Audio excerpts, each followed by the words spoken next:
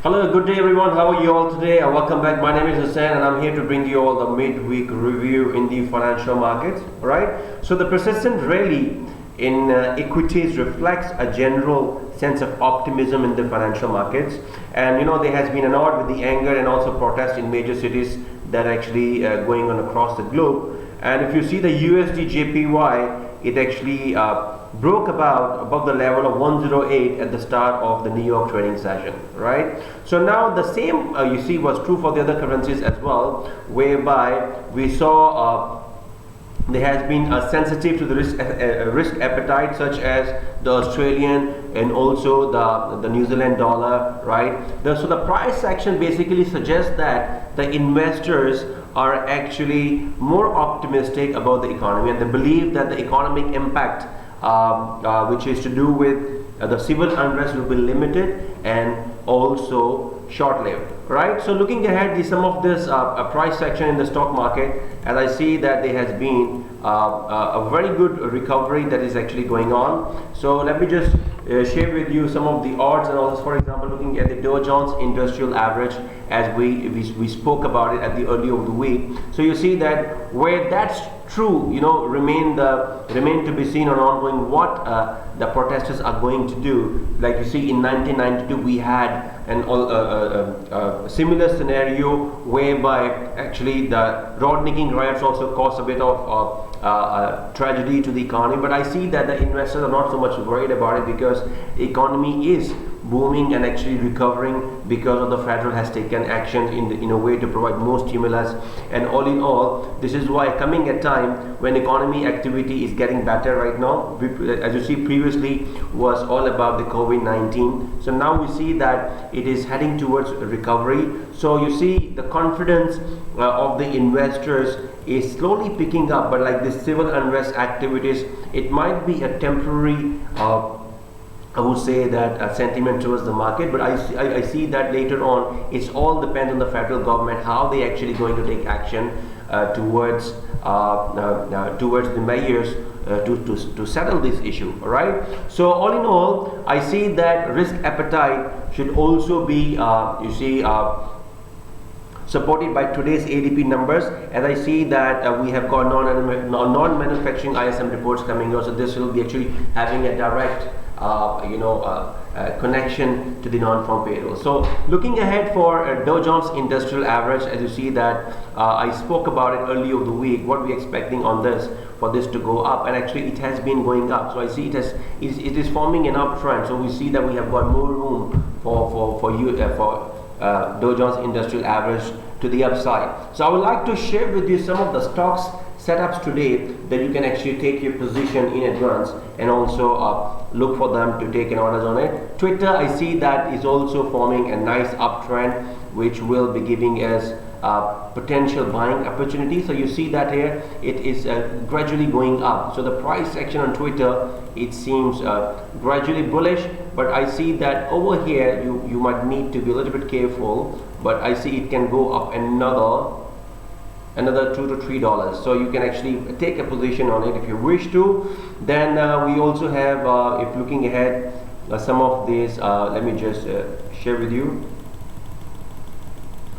Okay, so looking ahead for Nike has also been going up. We forecasted this recently in the last month that this stock will be trending up as well. So see, it's reaching to the previous highest high, right, which is here. Right, and I see that this is going to break this level and start forming a new uptrend. Facebook is also in an upward direction, and it has been also giving us all, I would say that all the bullish signals to remain on the buy side. Home Depot has already broken this high. I highlighted this point. Once it's broken, it will be going up. So now it's a new trend in power. Yeah. So I see there's a new trend in power for Home Depot to actually keep going up. Here you go.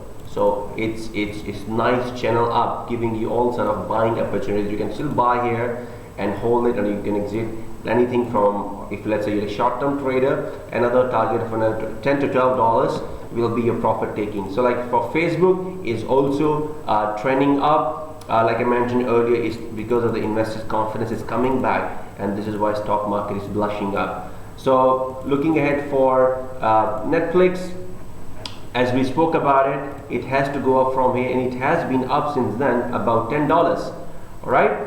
So be careful, because this could be a level of profit taking. Looking at the current structure, might go up, and then there could be a retracement of it. However, you can, if you are buying this, you can actually remain buy on it. It is expected to go up another $20 up until it makes a corrective structure, but overall it is to the upside. Right. So looking ahead for some of the currency pairs, currency market has been a little bit choppy this week because we have got non-farm payrolls coming up. Goldman Sachs, as you see that we had forecasted this, that this will be going up, and it is still gonna keep going up. If you are having a buy position on it, you may hold it and expect further recovery on this. And I see that United Health America is also towards recovery. Here you go, and here we are. And it has found a new support, and I see that this will be going to the upside, right? So you can have more buying opportunity on this. So some of this the setups which I spoke about it, that was to do with Morgan Stanley. I see that it should be still trending up. I just need to point somewhere around here. All right.